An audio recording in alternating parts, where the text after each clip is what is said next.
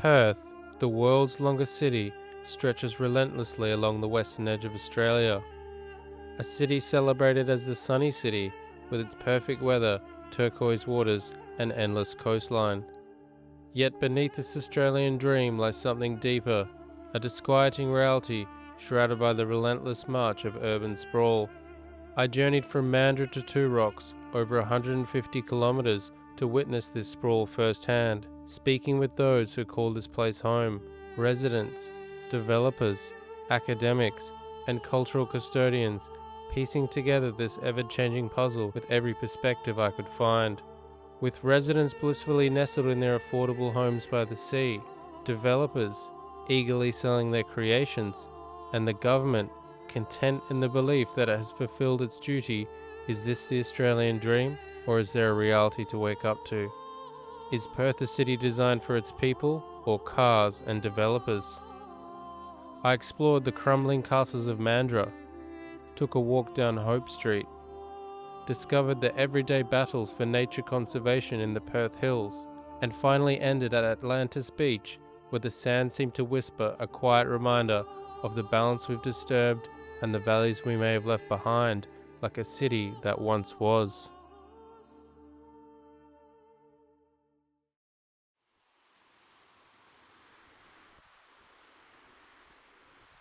I would say we saw it happening about 5 years ago, and nothing really happened for a few years. And probably in the last 2 years, it's really taken off. We've got a couple of new shops, which I think brought more people. And I suppose the developers want to fill them up, but it's roof to roof when you come down the road. The main road in is now not the main road in, it's a bigger road. I suppose the beaches are busier, but that's life. Where we've bought in the day, you would buy a quarter-acre block, but there weren't that many for sale. It had an old house on it, so I suppose back then the turnover of people wasn't so great, but they were bigger blocks. Small houses, but bigger blocks, whereas now the developers have come in and they're selling hundreds of blocks, and they're only about 300 or 400 square metres, and people are jamming houses on it. I suppose just to get the people in. They're selling them very quickly. They were building houses as quickly as they could. People were filling up, lots of kids, but it was affordable. After starting my journey in Melrose Beach in Dawesville, Mandurah, the southernmost point of Perth, I could see why it's an attractive location. Beautiful beaches, new shops being built, local parks and kangaroo populations. After driving around, I met Jackie, and she invited me in for a cup of tea. Her son Max and his tenants Anthony and Alana came over to talk about what it was like living in the southernmost suburb of Perth. Yeah, it's always been nice. People have been pleasant, introducing themselves when they've moved in. In fact, been invited to a few parties from people when they moved in. Yeah, always knocking on each other's door, asking for a torch or whatever someone might need. Yeah. It's sort of, we've always all been in the same situation. Like, it was like a war zone here when it was all being built, and there's sand everywhere, so everybody feels sorry for each other because we're all in the same boat. Dorksville, the first thing that hit me about it was it's like everybody's on holiday. Even during working times, everybody's happy and bright and happy to say hello, and, you know, girls going to the shops in their bikinis and their pajamas. It's just, yeah, very relaxed. Yeah, everyone has a boat at the front and a 4-drive usually set up, and the caravans, and on weekends, anytime the weather's good, people take the boat with the family, go on the estuary and stuff. It is very much holiday vibe. Fly in, fly out definitely gives you that diversity to have that time off, much rather than working 9 to 5 and being buggered every night you come home, so to get those 2 weeks out of the way, come back home, have that quality time with yourself is magical. So yeah, and a wonderful place to do it too. Well, I've only been living there for a year and 3 or 4 months now, and I wouldn't be able to buy it without fibre, so I would not even get a loan for. You almost get forgotten because you're so far away from everything that's happening in the CBD. So we need a police station. We need a few things. Yeah, This was so recent that it's like a lot of people and still little infrastructure for us. And seeing the quality of build here and how quickly they're going up is terrible. like, there is nothing, it's not a leaf all the way around here. They bulldozed so many trees to build these houses. Why couldn't they keep little patches of it? It would be nice. That's, I think, what the councils need to put their foot down with. We're pretty lucky here, but it does feel like a little bit of regulation would be sometimes a good thing. Some blocks, some parts of Dawesville even, the blocks are so much smaller than here. The houses are touching each other. When you're used to being on big blocks, it is a little bit disconcerting at first that you could literally touch a house next door from fence. The focus all around has been taking land and making as many sections as possible, getting them ready as soon as possible and selling them for the biggest amount of profits. We don't have suburbs like this too much in France, not as extensive as here. Here it's very much the same concept as the American suburbs, where there's just houses, hundreds of them, in a row, all built a bit the same way, the same kind of designs, the same kind of space. This is very nice, very peaceful. At the same time, it does mean we have to take the car to go pretty much anywhere. Whereas in France, if you were living in a place like this, you would have a bakery, you'd have a tobacco shop, you'd have a movie theater, you'd have all these things accessible by foot for the amount of people living here. That is our backyard, that little gap there. And then that's your neighbours. Yeah, right That's their backyard. Yeah. I'd take you in, but I've got the dogs. But I'll just try to do a little demo. Hi, Ninny. So this is our backyard, and then literally from that fence is the neighbour's backyard. So it's not very spacious. So if you're sitting out the back, you can hear everyone's convo. I think when it comes to like career-wise, it's a little bit, you feel a bit isolated because you are far away from everything. Do you guys go to the city much? No. Nah. Last time we went to the city was airport. Yeah, so our parents, he's FIFO, so he flies in and flies out. Like, don't get me wrong, I think I'd come back when I'm a bit older, but still in my 20s, so. From Dawesville to Fremantle, it's just over an hour by car or 2 by public transport. Here I met with Stephen from In Culture Tours to discuss urban sprawl from an Indigenous cultural perspective. It always became the land first because our law and culture determined all that. The main reason why we looked after the land, because the land in turn would look after us. When we done the controlled burns, the rains would come and the fresh grasses would grow. And that would keep the game, the kangaroos and the emus close by, where we didn't have to walk miles to hunt. It was always in our backyard. So the main reason why we looked after the land, because the land in turn would look after us. And what happens if you didn't look after that land? What would happen? Well, the game would disappear. They'd go and look for other areas that had plenty of grass, because kangaroos, emus, and that, they need that special grasses to live.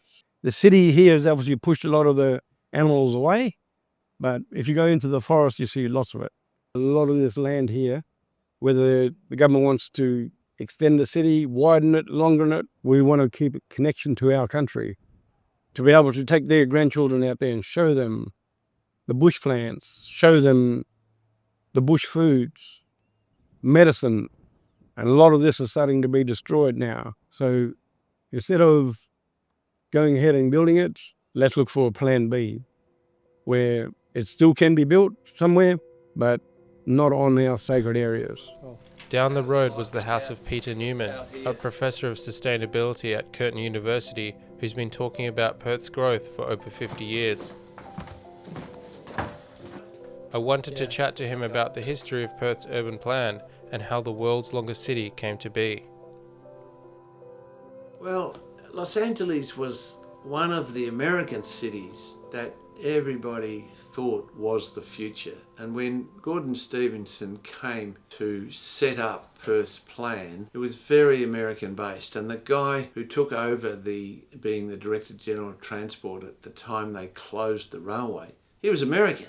And he just said, look, it's not the future. We do not need a railway. Well, he was wrong.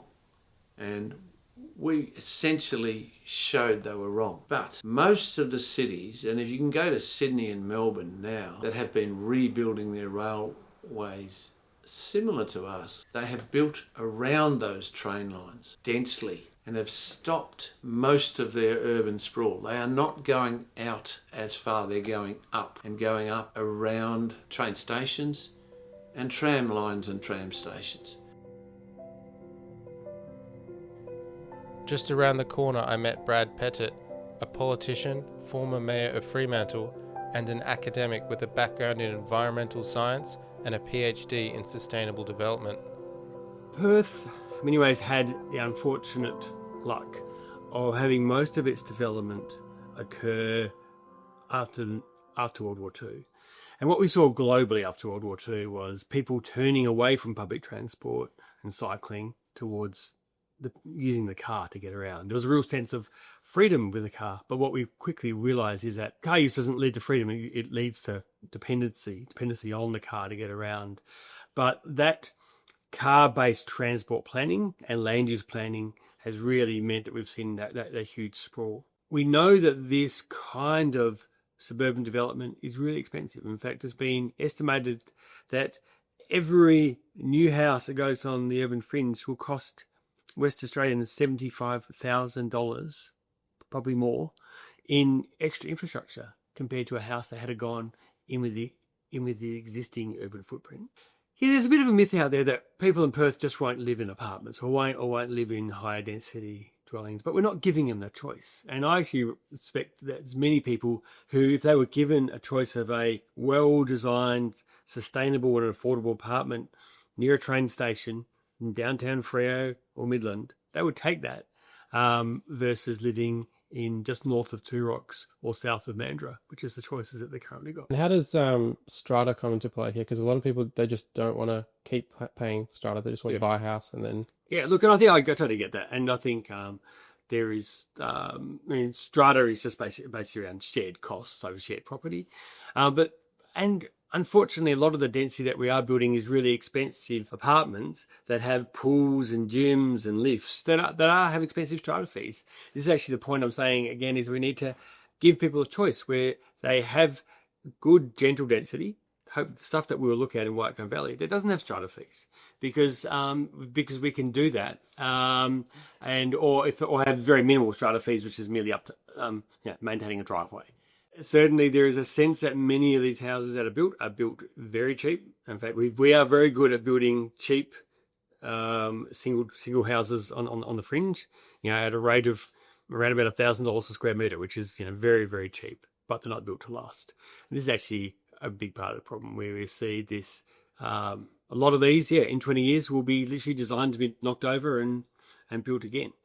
I honestly think what we've got to in this sense of Perth is that's all there is no choice there is nothing else available.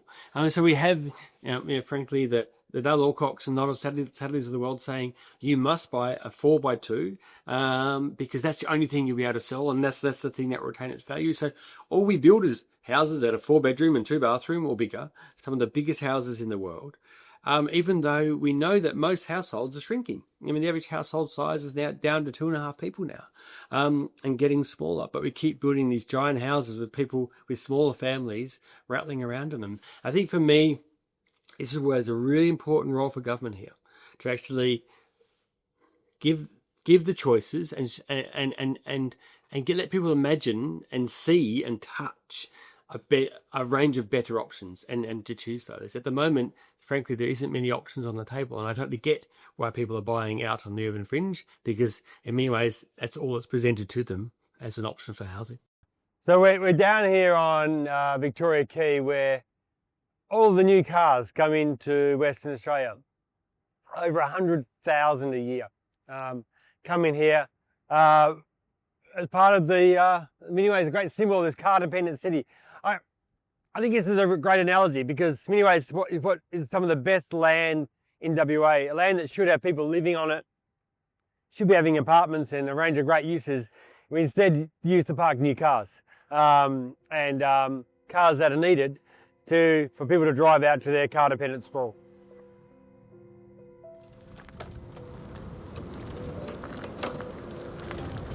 Brad wanted to show me a sustainable development nearby, but before meeting him there, I popped in to see Pippa to get a glimpse of medium density apartment living.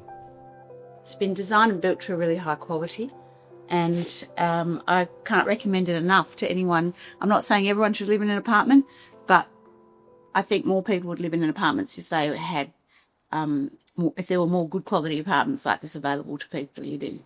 You know, as opposed to developments where there's just garage doors all the way along. And a lot of the property, the best bedroom in the house has been given to the car. Why are we giving our cars the best bedroom in the house? When they advertised the one just up the road from here that they're just building now, they said, oh, drive to town, drive to the park, drive to the beach. Like, why drive when you can catch the bus, you can walk? We're still going through that car mentality that we don't have to have when we're living in high amenity places around infrastructure.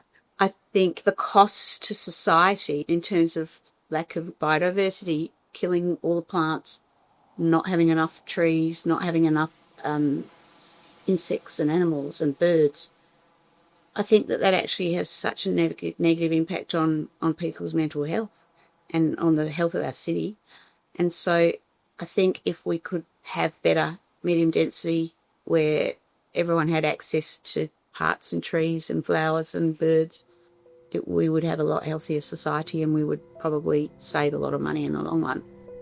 On Hope Street, a real street in Waikham Valley, just 5 kilometres from Fremantle, it feels symbolically fitting.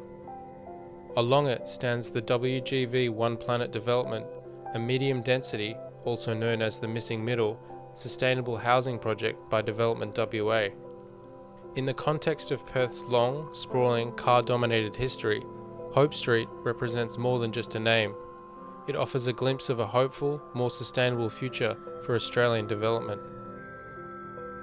And what I like about this is there's lots of greenery. Where they could, they kept the mature trees. So that's the other thing that I hate about sprawl development. Literally, they knock over every tree. This house here is a really interesting one. This is called Evermore, and these are really sustainable apartments. There's a shared battery, shared solar, electric vehicle charging, really good affordable apartments. We were talking before about strata fees. So this is one where there's no lifts, there's no pool, there's no gymnasium. Everyone's just got their own apartment. Strata fees are kept to a real minimum, and you have really kind of, in fact, the running costs of these are really low because they have the residents almost have no water and power bills because they're such energy efficient and water efficient apartments. Is this the dream?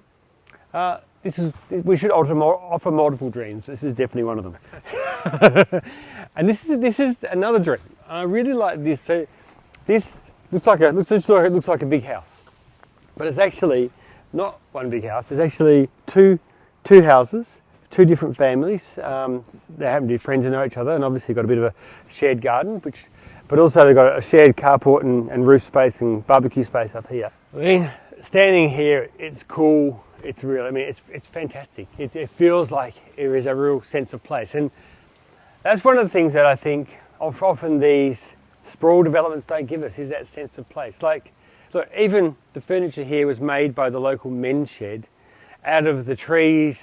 That some of the trees that had to come down as part of the development were turned into local furniture, and with local limestone, that's found on the property. You actually have that real sense of this place, shared fruit trees along the street.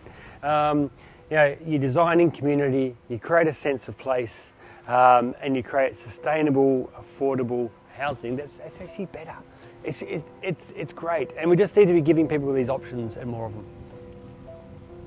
Heading to the city from south of the river, there's a frequent bus network and 2 main train lines, the Fremantle and Mandurah lines. Perth has no tram lines. Every weekday morning, commuters drive to catch one of these train lines, but it's a race for limited parking spots. With the lack of housing density around Perth's train lines and few parking options, the city's planning seems to have fallen behind its growth. Those who don't make the chase are left with limited options, many with no choice but to pay a fine or create their own parking spot. Notably, Subiaco is leading the way with some of the best progressive density around its train station, and its tree canopy is considered one of the better ones in the metro area. Although Perth's cycling networks compare favourably globally, offering beautiful rides along the river and coastline, the city's sprawl and long distances make cycling to work less practical for many, with 70% of people still commuting by car. And for those who drive, the struggle doesn't end there. In the city, parking is just as competitive, with spaces filling up fast and some charging $22 an hour for drive-in parking. If they receive a parking fine, it can cost up to $200. This is the result of a car-dominated city, so for the world's longest city, industries such as car parks, dealerships, and insurance companies can profit from the city's overcrowded, underplanned infrastructure. Perth is a multicultural city and currently Australia's fastest growing capital city, with over 65,000 new permanent migrants arriving in the last year. Walking through the city, you'll find a rich array of Asian restaurants such as the Indian Salma, Nepali Dabati, Korean Palsok, and the beloved Chinese Billy Lee's, reflecting the diversity that has shaped the city's culture. Since Australia opened its doors to more diverse migration after the 1970s, immigration has played a crucial role in the country's economic growth. But with the city's increasing population, why does the government continue to focus on expanding outward instead of developing more diverse, higher density housing options? Because people live so far from the city, it has primarily become a place for work. In the mornings, people rush to the city from their distant suburbs, sometimes taking hours to get there. After the workday ends, they quickly head back home, retracing their long journey home. As the city is fueled by the work week, at times and in some places, it can feel like a ghost town.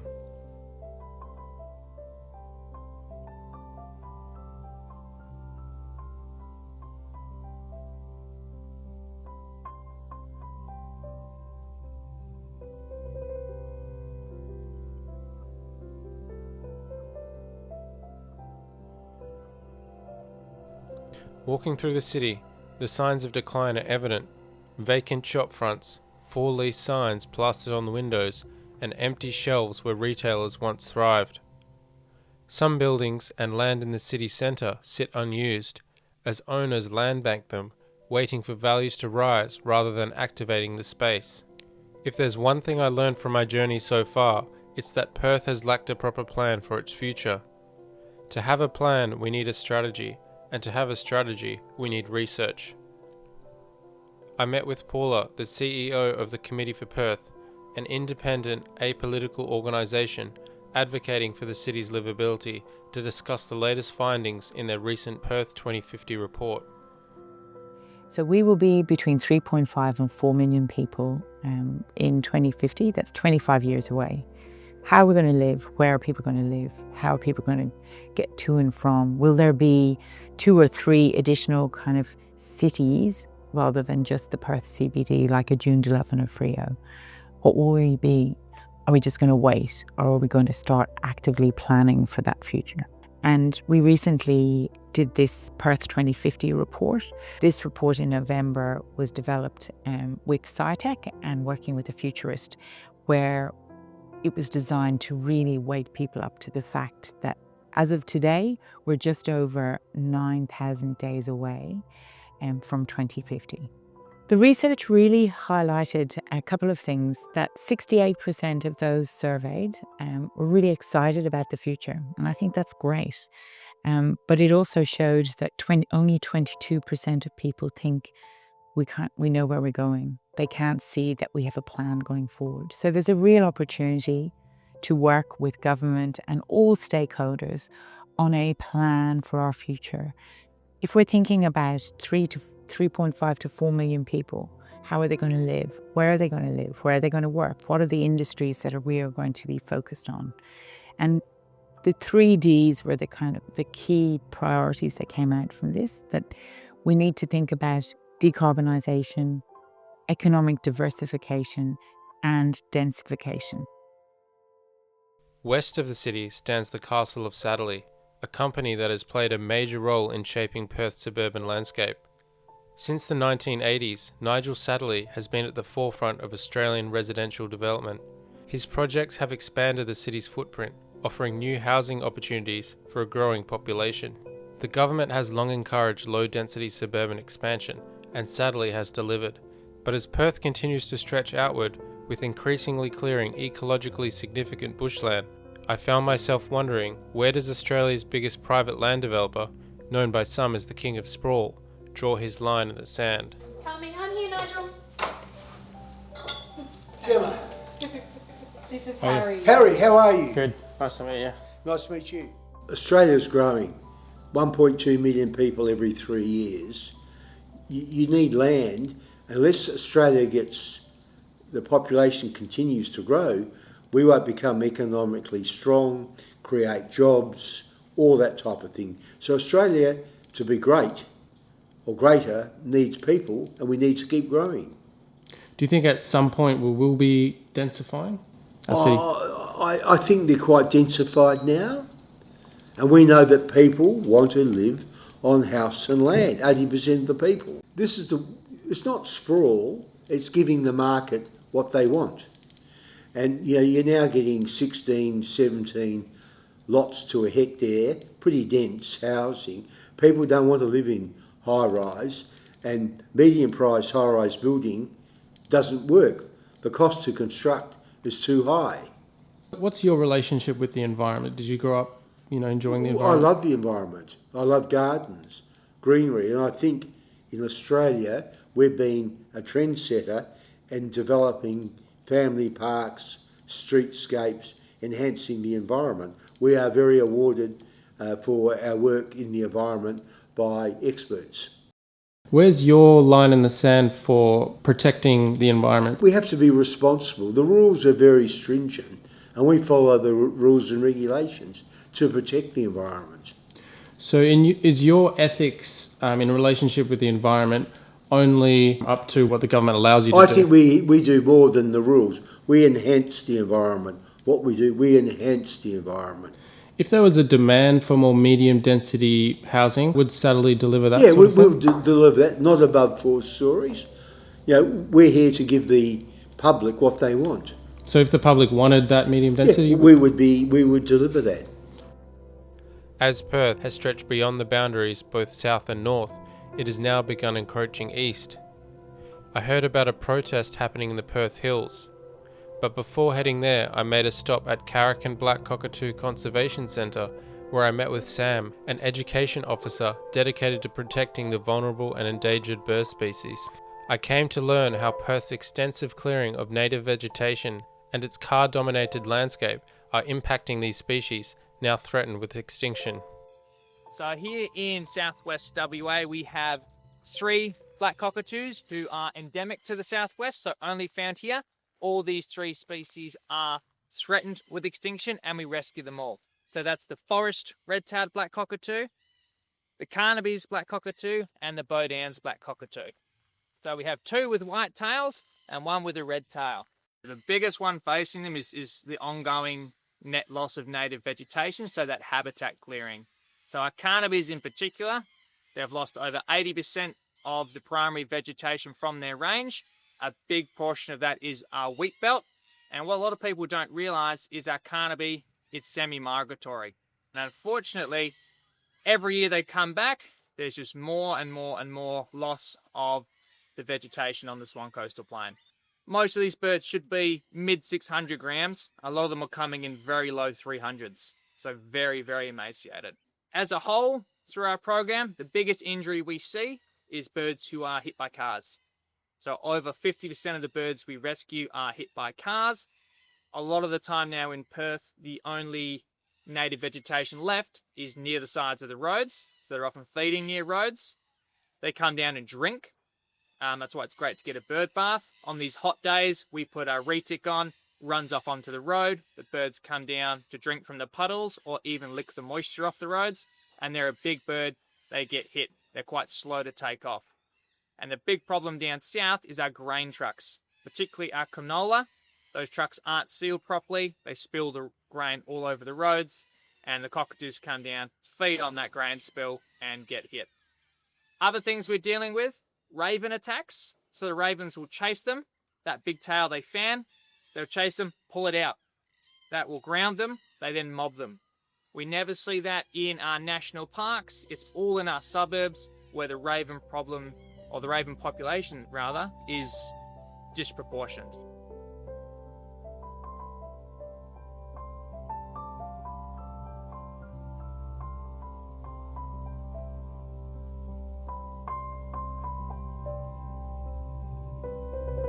After visiting Carrican Black Cockatoo Sanctuary, I headed deeper into the hills, where a local protest was underway. The group behind it, Save Perth Hills, has been advocating for the protection of the area for over 34 years, particularly as pressure on the housing development in the hills continues to grow. Their current focus, the North Stoneville development, a proposal by Satterley himself. With local government policy being the main driver of hope for Save Perth Hills, and the local elections underway, the fight to preserve and protect the area was on. So we have got this banner up on our stage today because we are going to give 60 seconds per single candidate to save 60,000 trees. Got a little bit of a surprise heading our way, actually. I've just had word we've got a gatecrasher. No, it's better than elbow. He has not shown, I'll give you a hint, he has not shown his face in our community ever. Today it gives me no pleasure, but here to face us all is Nigel Satterley.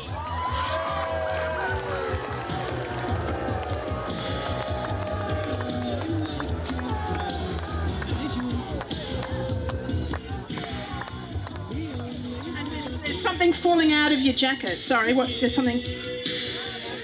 Oh, the brown envelope of political donations.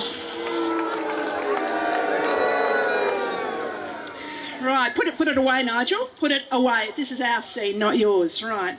Okay. So firstly, Daniel Minson, who is an independent for the Sustainable Australia Party, all about the environment, candidate for the Upper House. Daniel Minson. Good day everyone, I'm Dan Minson, lead candidate for Sustainable Australia Party for the WA Upper House. I'm a civil engineer at the Water Corporation and I'm a councillor at the town of Victoria Park. Sustainable Australia Party is an independent community movement with a science and evidence-based approach to policy. We are campaigning to de-corrupt politics for a fair and sustainable Western Australia. We put our community and environment first. To save the 60,000 trees of North Stoneville, we want to ban political donations, including from the property industry, and ensure fully transparent reporting of all lobbying. We want better planning to stop overdevelopment, including housing sprawl.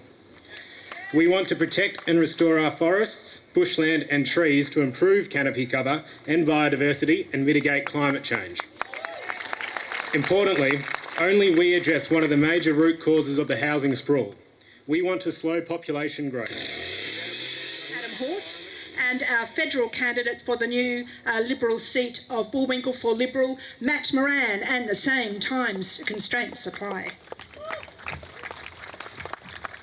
We know exactly what action Labor took. They approved this development. You know, we must fight for this community. It's the wrong development in the wrong location. I am born and bred in this area, born in Kalamunda.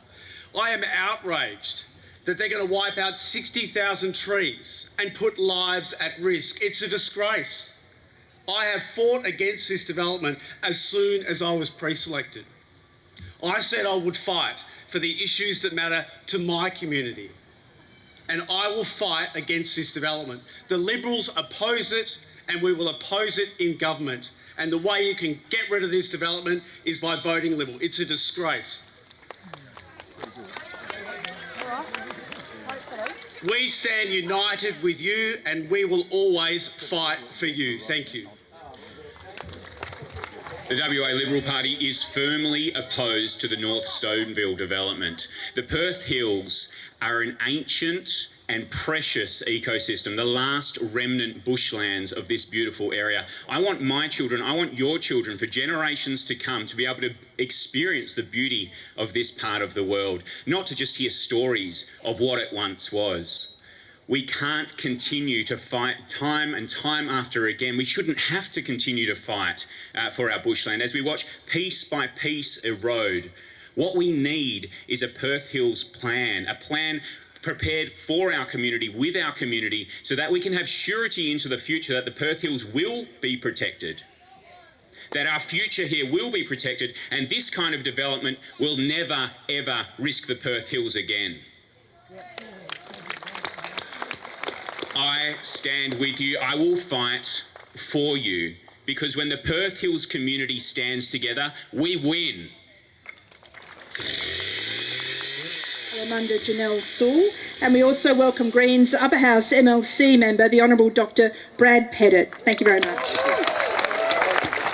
Thank you. And can I say a special thanks to the community speakers before who highlighted how many levels of stupid this development is. From a planning perspective, from an environment perspective, from a fire perspective. But one of the key messages that stuck with me is actually what are the actions? Not just what do the politicians say, but what are the actions? And I'd like to remind you all that in 2019 there was an opportunity for the state government, for Minister Sefiotti to kill this off. It didn't happen. And here we are today, here you are today, once again, trying to stop this ridiculous development. The longest city in the world, not only getting longer, getting fatter, with a urban, suburban style development in the hills that frankly is car dependent and everything we don't need.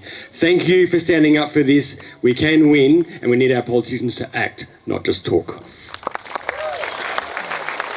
Thank you, Brad. Thank you to all of you. I want you to know that I hear you. I am here to represent you. I do not take corporate donations. This is a matter of respect. It's a respect for this community. It is a respect for firefighters.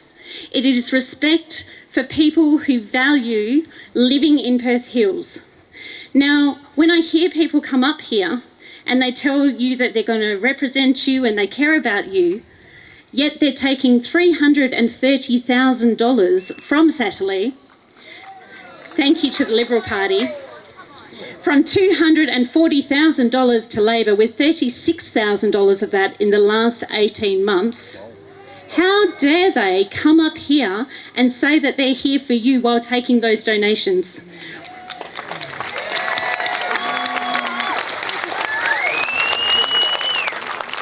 We do not take corporate donations. We do not take donations from...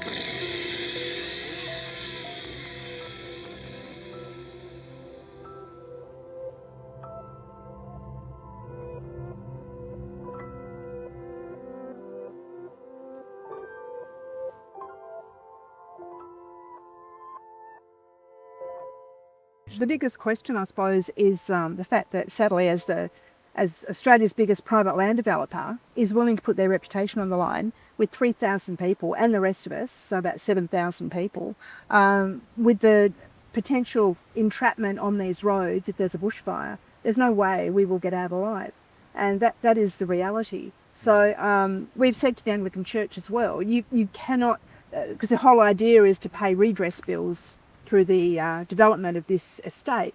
They're paid back for the abuse from within the church. And we have said to the church, you cannot and must not create or pay your victims by creating more victims, because that's exactly what they would do, create fire victims. And all of the evidence, the science shows that fires are increasing in frequency and severity. And in zones like this that are proven to be bushfire disaster zones, it is no place for an urban development of 3,000 people. This is not a solution to the housing shortage. This is creating a human crisis. Every time there's a massive destructive fire, you look at like summer fires over east, you look at what's happened in Los Angeles recently, people start to ask the questions in the aftermath. How did this happen? How do we allow this to go ahead?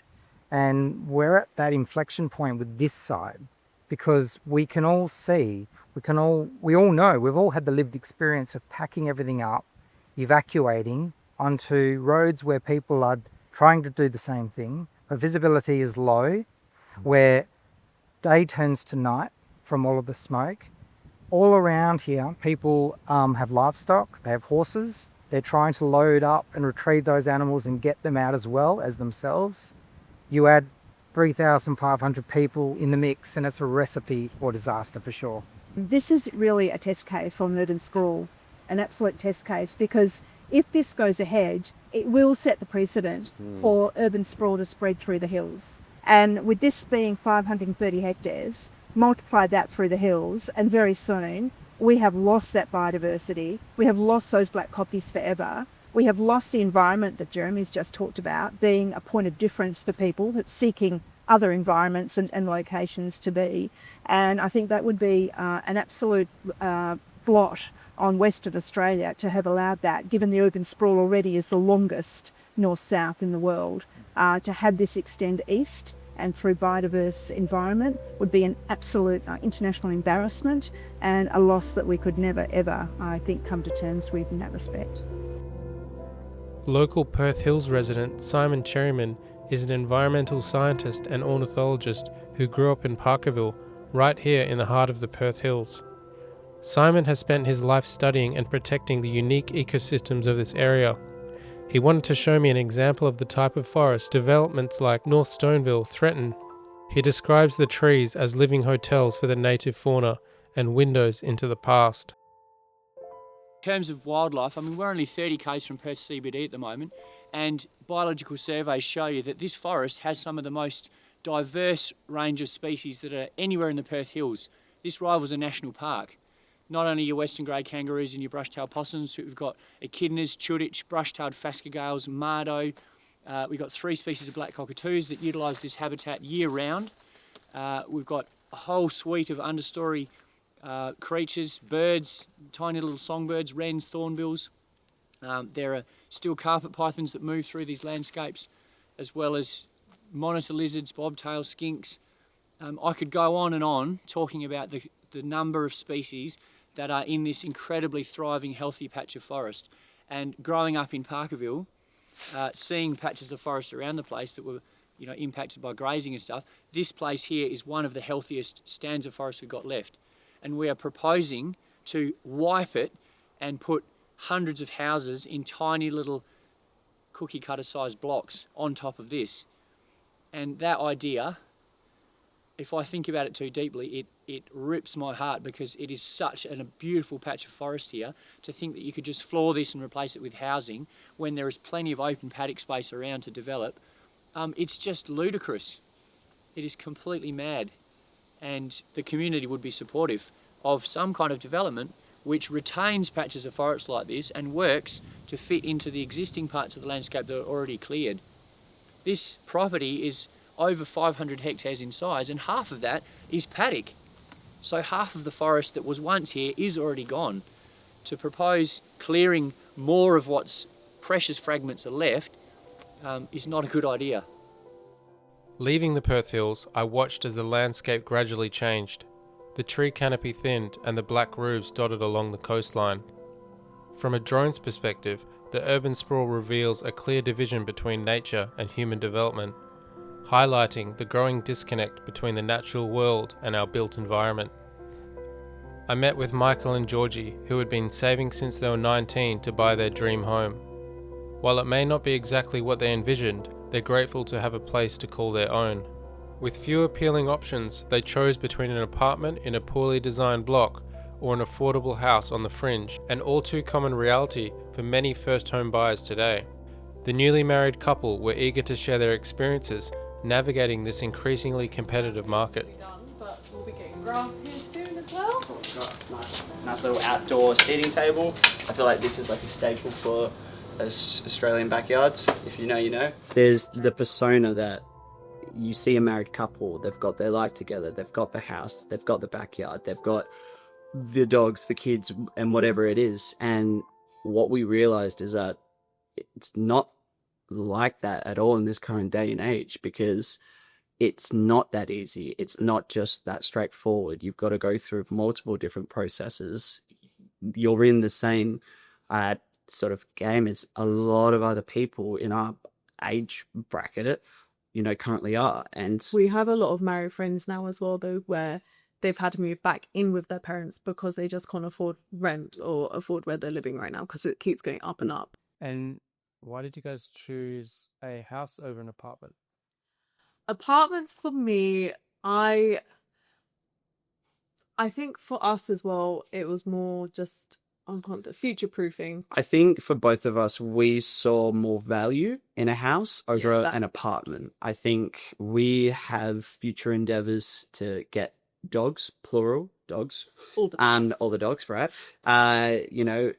We may potentially want to start a family in the, future, whatever that looks like. Not saying you can't have a family. No, of course. For us, we also have certain hobbies and things we like to do that does require a little bit more space. Like I make music, and have been making music for 8 years now. And in an apartment, you're very limited to. They would love you. Space. Oh, they would love me. My neighbours up, down, left, right. Parties would always be happening at the apartment. But if I wanted to say set up a studio, most apartments are a 2x1, and one room could be a studio. But then if we wanted to also do those featuring deserts, guests, dogs, family, it doesn't give much room for the hobbies. So, we just saw a lot more value with a house over an apartment, hence why we went down that route. So the square meterage of this house is it's 177 square meters. So it is a smallish square meterage sort of block of land. It was actually the last block of land that was available on this strip that we currently are. I feel like we're very fortunate compared to some other people and some of our friends because we had been working for so many years and saving so much before we met each other. Yeah. And when we came together, it's like, okay, well, let's put this together. And there has been. I'm still working 2 to 3 jobs. Yeah. Like on the go. Get 1 day off a week. I'm not complaining. I know what I'm doing and I enjoy what I do. But not everyone can do that. As I passed through the outermost suburbs of Perth, many with names I've never even heard of, I couldn't help but notice how endlessly the city stretches. We often applaud new developments on the fringes for solving the housing crisis, but from what I've seen on this journey, it's clear this approach misses the core issue. The further out we build, the more infrastructure we're required to create. New roads, services, and train stations servicing empty carriages that are celebrated as signs of progress. But rather than solving the problem, this continuous outward growth only feeds the machine of sprawl. Fringe housing might seem affordable, but the real cost is time. Long commutes, car dependence, and lost quality of life. Many move out chasing the dream of beachside living, a lifestyle deeply ingrained in the Australian identity. But after hours spent on the road and in traffic each day, I wonder how often they get to enjoy it. When people say they love Perth, they're often referring to the beautiful weather, the beaches, the sea, and the unique flora and fauna. While these natural features receive much of the praise, it's worth noting that they are part of the environment, rather than something uniquely built by the city itself. When we build, it seems we don't do so in harmony with nature. Instead, we expect the environment to adapt to us.